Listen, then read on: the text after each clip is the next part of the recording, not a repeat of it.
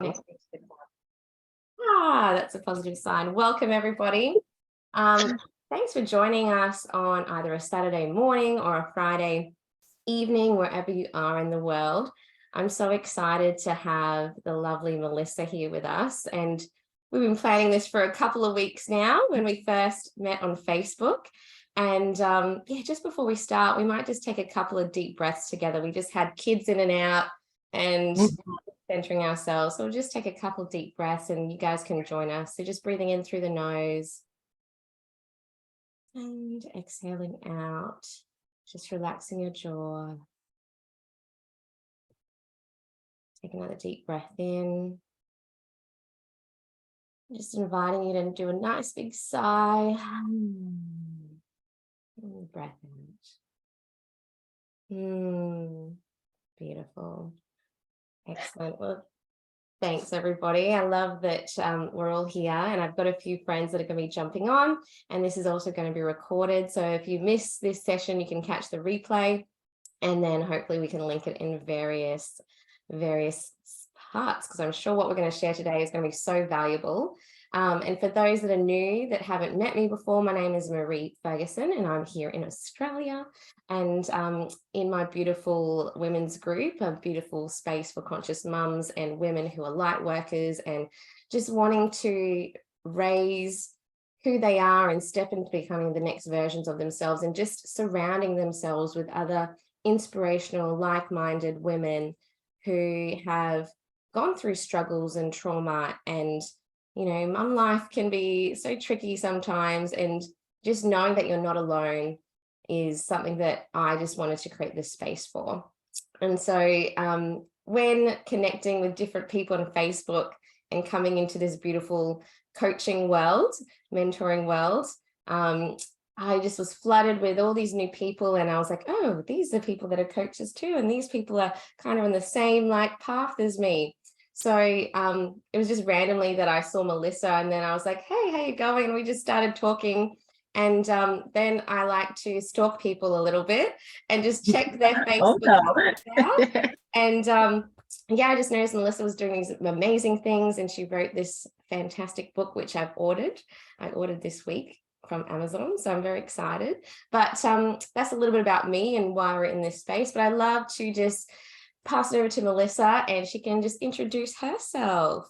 Yeah, absolutely. So first off, thank you so much for having me here today. I am completely honored to be here sharing in your space. And so, yeah, I'm from Alberta, Canada, where I live with my husband and my two kids, ages 6 and 9, two both handsome little boys.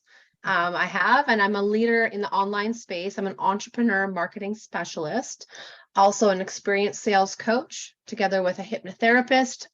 I'm also a transformational coach, and I'm a #1 best-selling author in 2 countries. So I have the passion to help people achieve success in their lives, in their relationships, and really transforming their body using strategies and transformational techniques. It really allows people to be able to tap into their higher self, tap into themselves, really connecting that body, mind, and soul. Yeah, beautiful. And living the life that they so desire to live. So thank you so much. It's my honor to have you here. And I love just building my network of beautiful people that have just gone through life and built these experiences and drawn in on wisdom. And beautiful women in this space have also shared part of my journey. And it's something that, we just need to share more of, and just let other women know that you're not alone. And no matter what experience or trauma or event or something, these emotions and these feelings that we experience as human beings, need to be felt. But then it's also having strategies and people to turn to that can help guide you to get out of that. And that's when I went through my miscarriages. I had 3 miscarriages back to back. And, this is something that I've just owned as part of my own journey, which it did pivot me into this path and coming back to my body, because I was just in, this hustle, drive, teacher mode, got to mark this, got to do this. This is for everybody else. And in my martyr archetype in my masculine so much that when I went through these experiences, I physically, emotionally, spiritually just like went into this dark pit. And I'd had beautiful people saying, oh, you've got this and you've got this. And I did. I have a blessed and beautiful life. But inside, I just felt so lost. So, Melissa, with your book and your story, do you want to tell us a little bit about your journey and how, like you resonated with those feelings and how, just let us know a bit about yourself in that. Absolutely. And like, it's crazy to think that us as women, or even men, like anybody living life, is we all have this dark side. We've gone through this darkness. And, you know, my awareness I want to put out there is to like really step into that darkness and to allow that darkness to come to the surface, because if we keep that darkness or we keep that happening, it's just going to hold us back from really stepping into what we're really meant to be on this planet for. So my darkness, it kind of like all goes back to my childhood. You know, I was this little girl growing up, wanting that, having that dream of living that happily ever after, having this perfect life, having parents and them raising us, and just really living life to the fullest and with no interruptions, no mistakes, no nothing. But needless to say, that didn't happen. And I come from a family that split up when I was very, very young.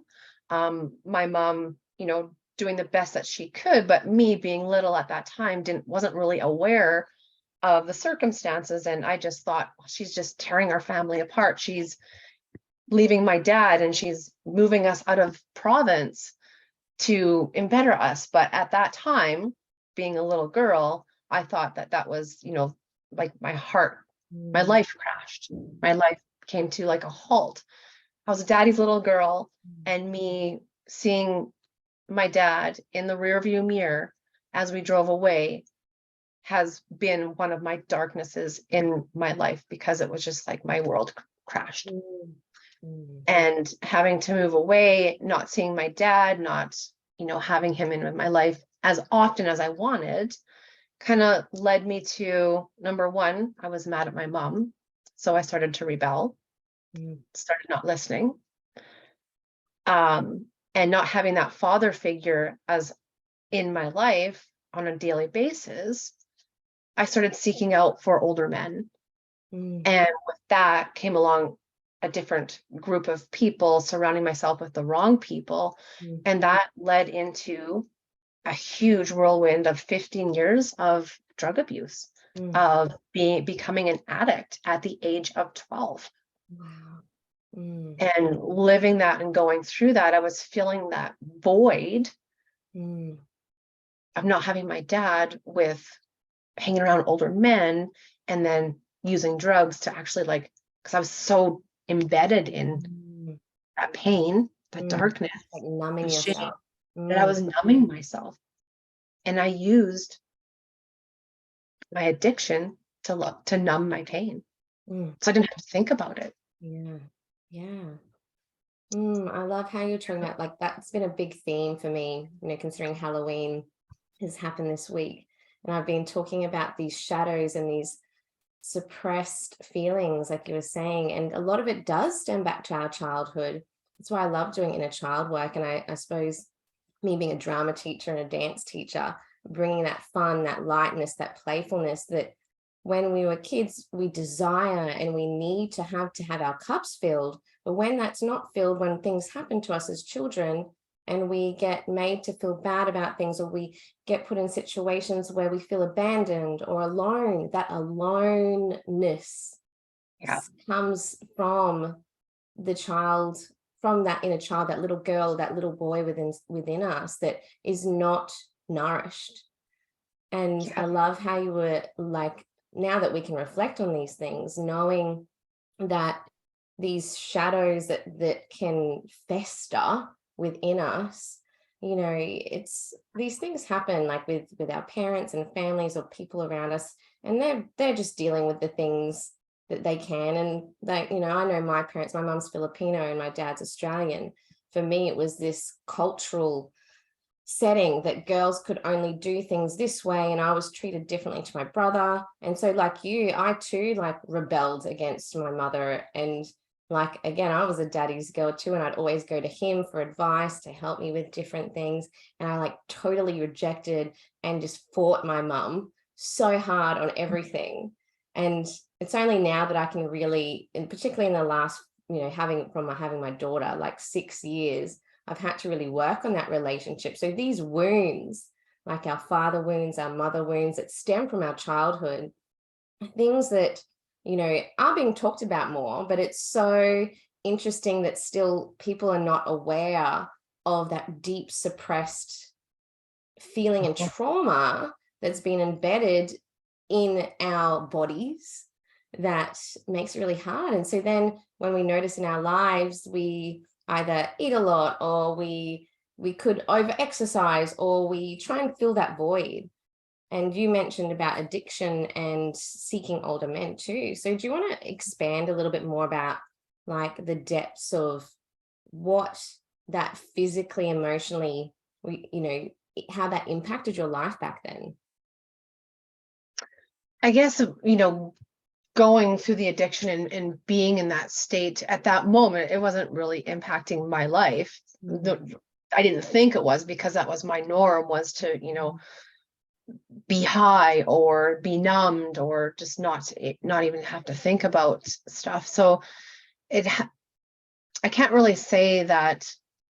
I guess, yeah, in times, because, there was times where I was sober in and amongst that. One time I went to try and get help. I went to treatment, and I was clean for a year. So in that year, there was a lot of shame. There was a lot of guilt. There was a lot of, because I, dealt with some things from the past, and I knew I hurt my family. I knew I pushed my family away, and just being sober and going through that for the year that I was sober, it was, there were some difficult times. There were some good times, but there was also some difficult times as well.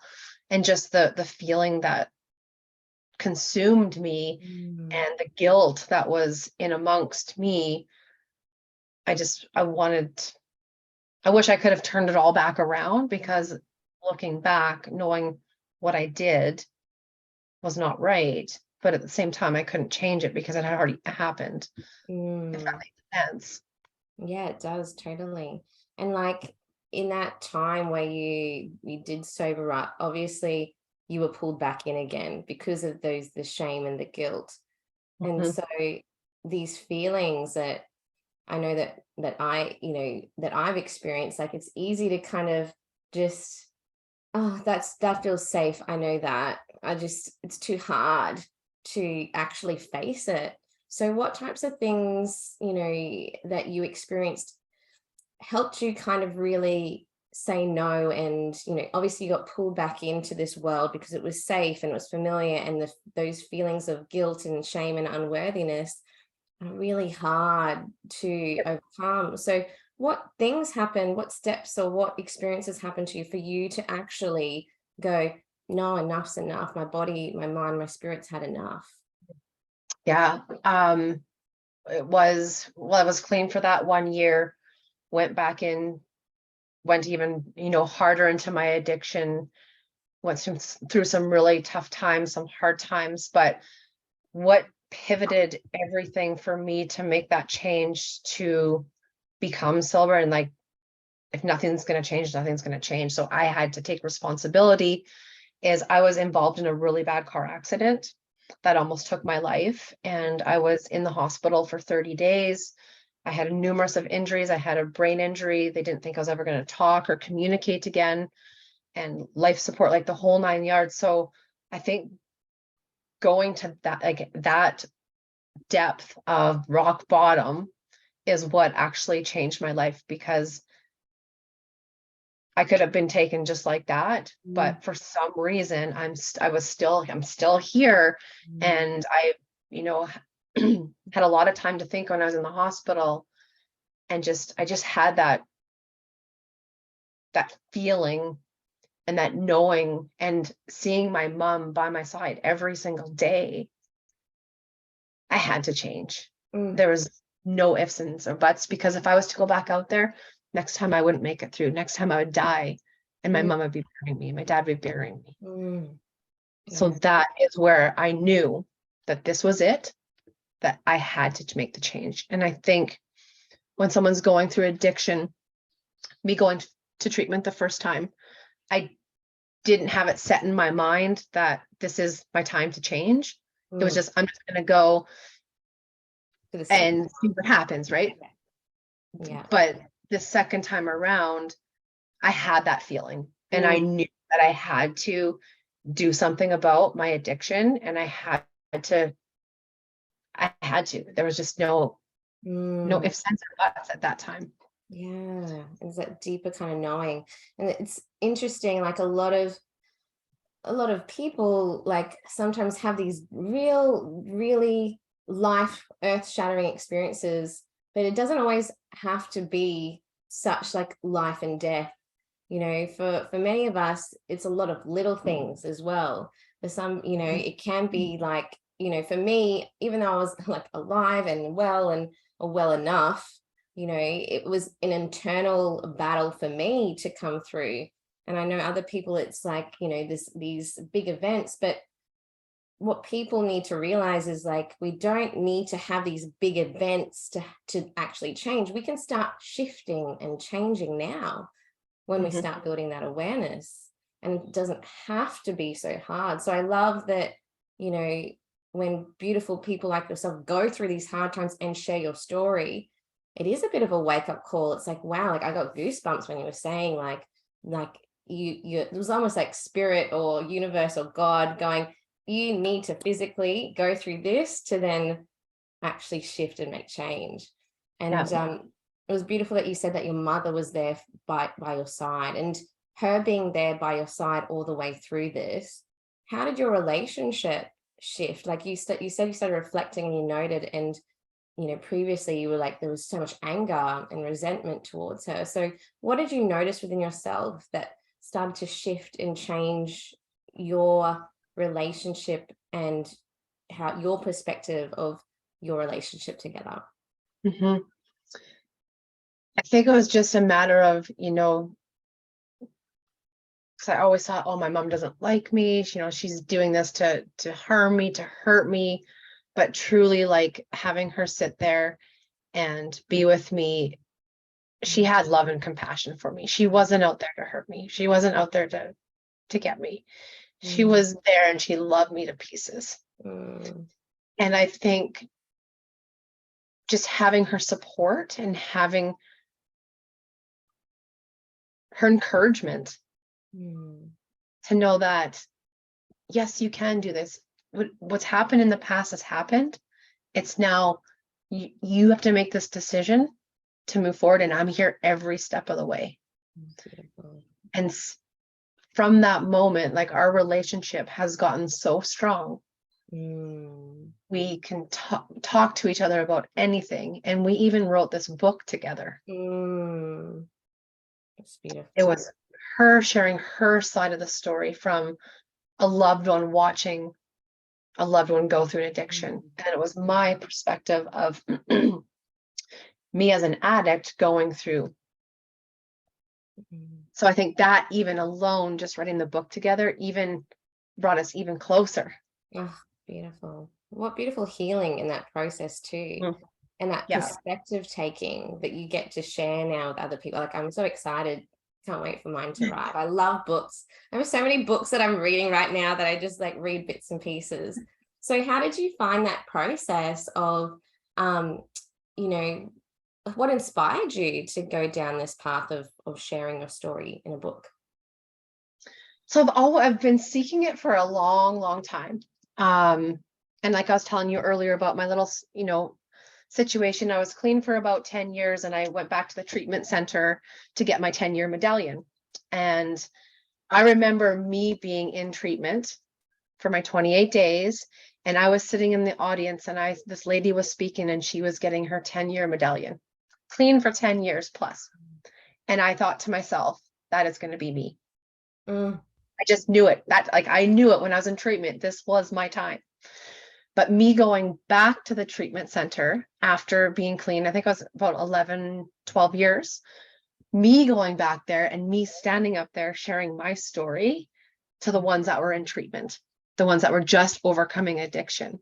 And that was the pivotal moment of seeing and listening to the people in the audience asking me questions. And there was this one guy, he's like, "Do you remember this board?" I'm like, "Yeah, it's the board where you put on a scale of 1 to 10, how you feel at the beginning of that morning." He said, "This morning, before we went for our walk, I couldn't even put a number up on that board." He said, "But listening to your story and your inspiration," he walked up to the board, he put a 10. Beautiful. And I got goosebumps. I got more goosebumps. I got goosebumps right now.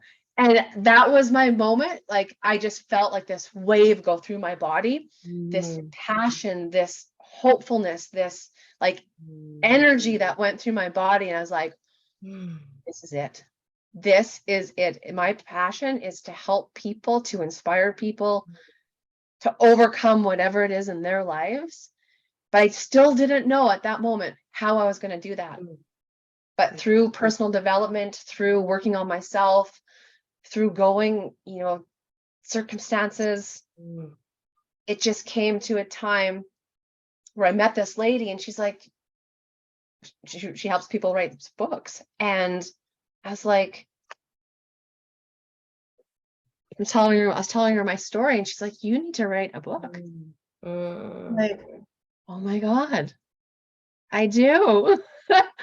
And it was that moment, and I'm like, I need to write this with my mom. I think this story will be so powerful because people out there suffering it on both ends is going to get so much value and give them hope or help them become clean. Yeah, beautiful. So we dove in and we went through the journey, and it was an incredible journey. Was it easy? Absolutely not. Was it scary? Of course it was. But I knew that I had to do it. I knew I had to go through the pain, the hurt, the guilt, the fearfulness, everything, because on the other end, if this book could impact one person, I've done my job. Beautiful. Yeah. Oh, so inspiring. It just brought me back to a memory I had earlier this year. I was in like a drama conference, and there were these beautiful inspirational speakers, and me being also creative as well. I love working with teenagers and playing with scripts and just stepping into other people's shoes, and I love drama because it's that human experience and that empathy building and just looking at things from different perspectives. And there was this thought, this energy is like, I need to write a play about like my own life and these experiences. And so I've started doing it now. It actually stemmed from like work I was doing with my year 12 girls who were like almost about to graduate, just doing a sample work. But then I just like, this little voice inside was like, you need to keep doing this. And so, this is probably the first time I've like shared this with anyone, but there's this other creative project that's going to come out in the future next year where this creative written piece that then gets to be performed is something, again, that's going to share the magic, like with writing books, like when even us speaking now, like when you come into a room or when you share that energy and that passion, you just never know who it's going to influence and impact. And like that guy that was like, I had a really crap day, but just listening to you, it just like went up tenfold. And so that's the power we have when we actually realize. And I think, I've only just started working with clients, and you've been doing this gig for like 3 years now, which is your life and your passion, but like just the ripple effects that it has on not only ourselves, but then our families and then the communities. It's so powerful. Everything around us. Yeah.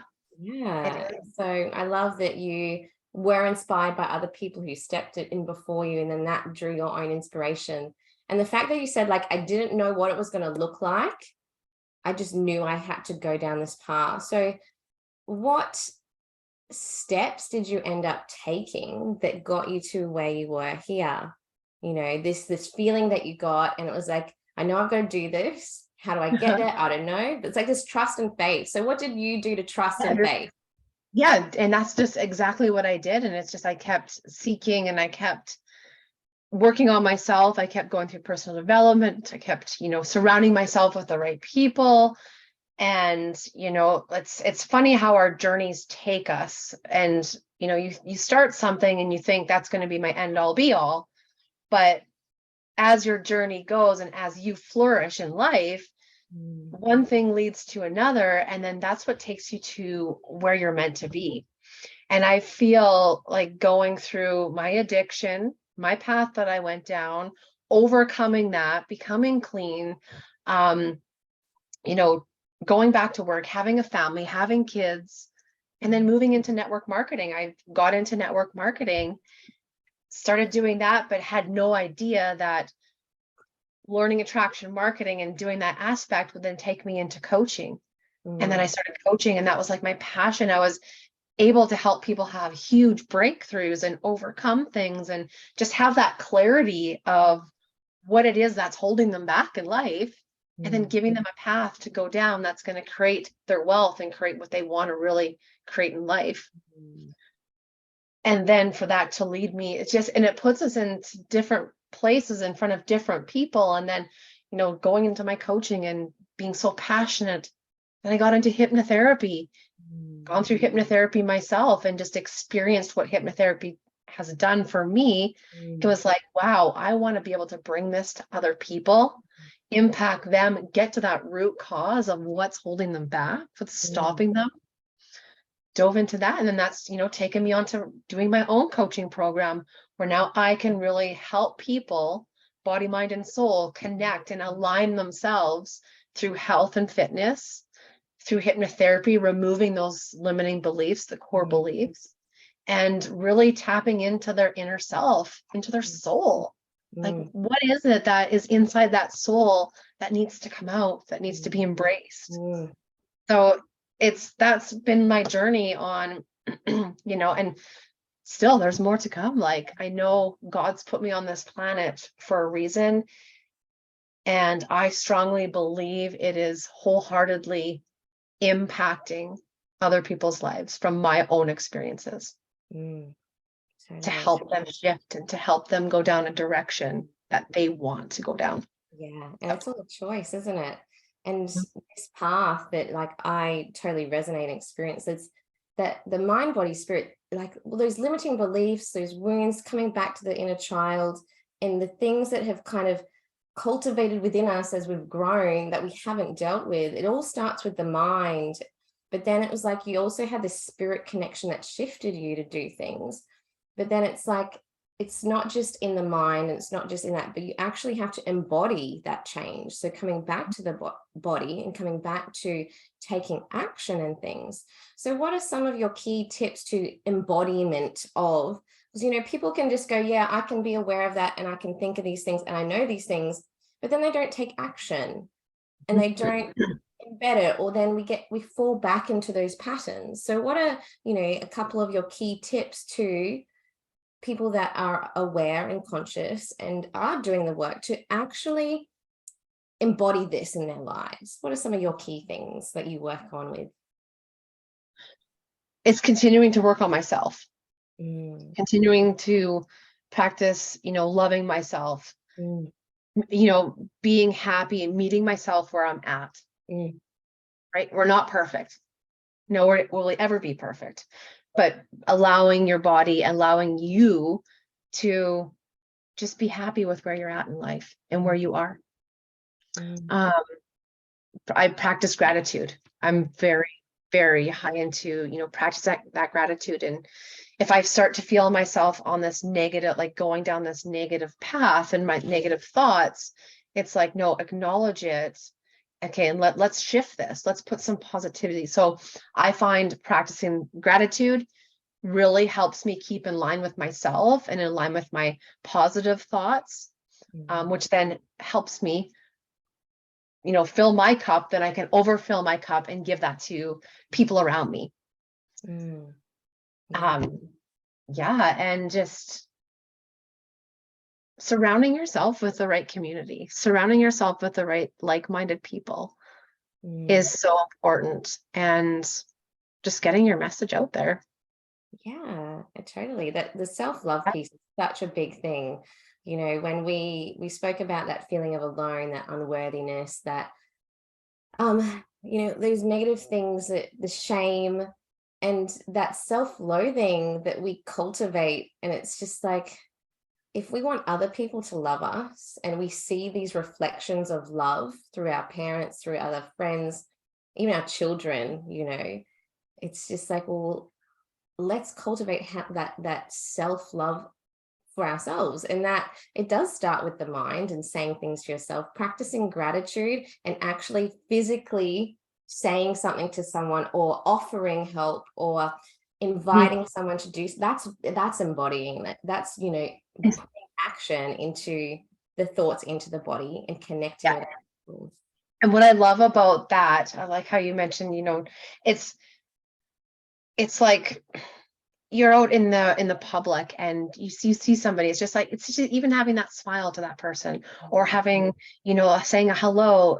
It's just those types of things I think are so important to do, because you're just passing your gratitude, your energy onto them. And I don't know, I just find it like, if you can make someone smile in a day, it's, like my job is done. Or you can impact someone in a positive way if they're having a bad day or whatever. It's just, yeah. What is that? Leaving somebody, what is that phrase? I have to message it to you. Leaving someone in a state, I can't remember what it is, but it's always in my mind.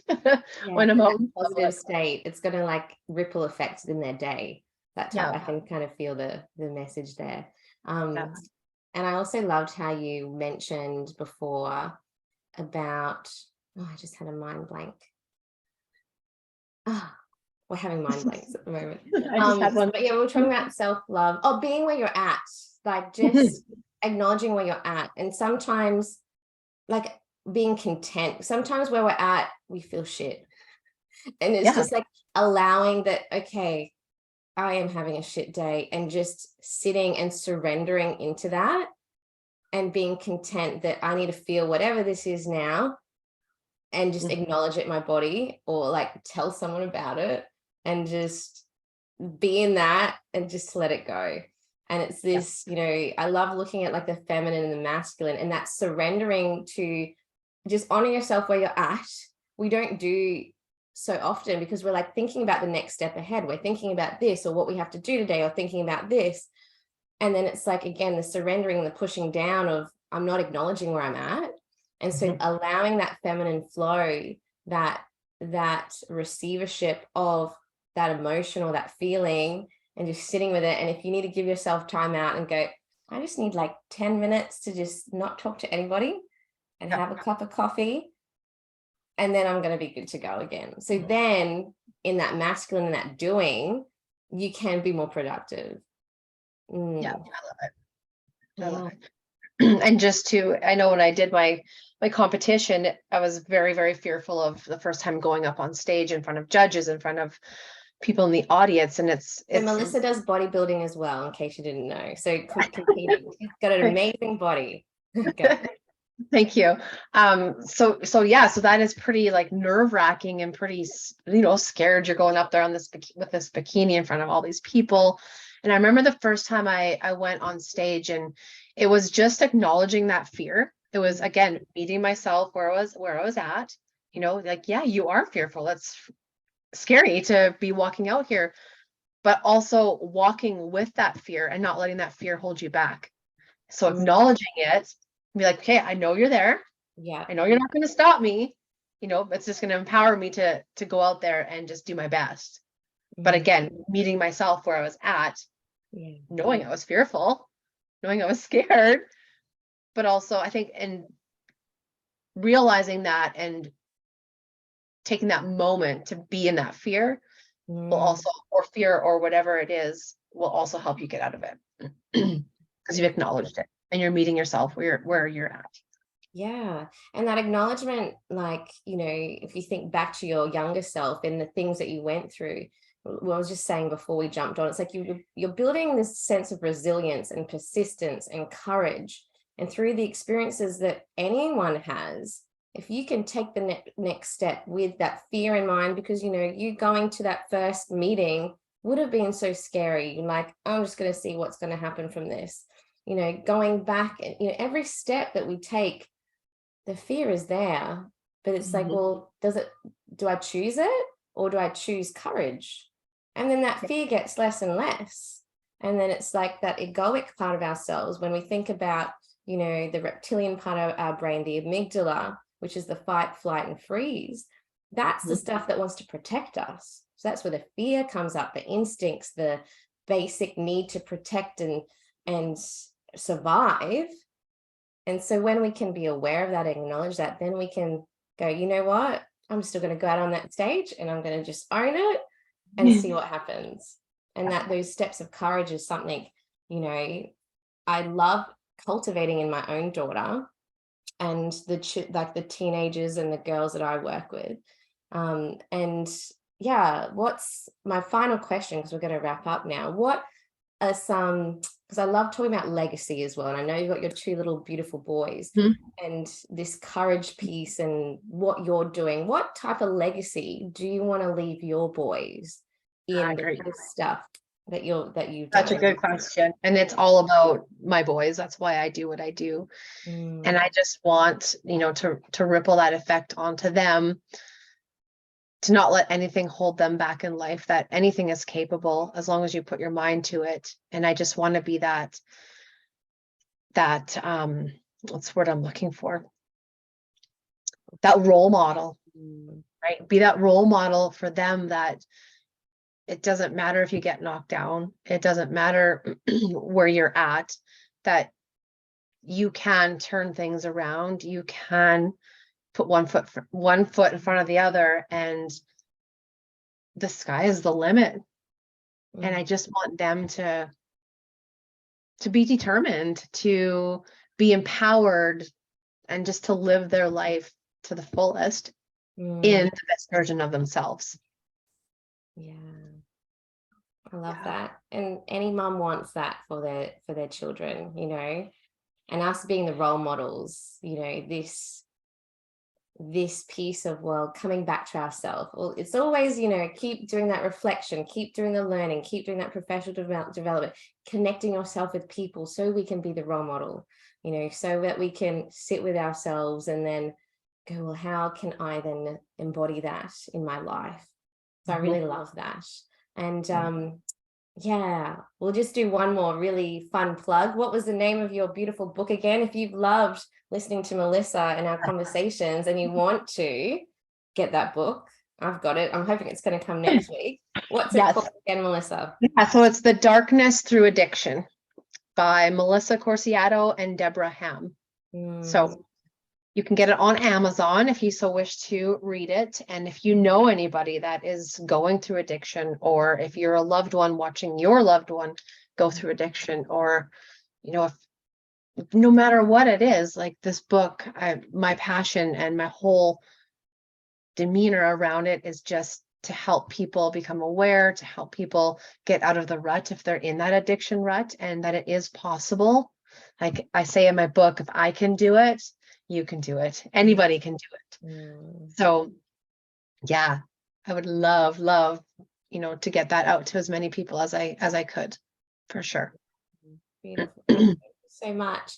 And beautiful viewers, again, we've got two beautiful coaches here. And if any of the work that I've shared in this space, like this week's all been about the shadows and understanding things. And last week we were talking about well-being, which is all connected. And, I love also talking about the feminine flow and coming back to the body. So any of my beautiful viewers that are just like, I need to talk to Marie more, just book a call with me and let's just be curious and courageous and just have that chat and see what comes up.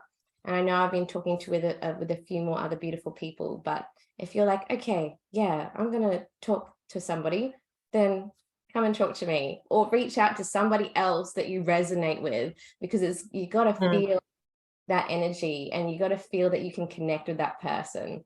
And that's where the real magic and the real change is going to happen, when you can really connect at their level, and then get inspired for you to do the work yourself.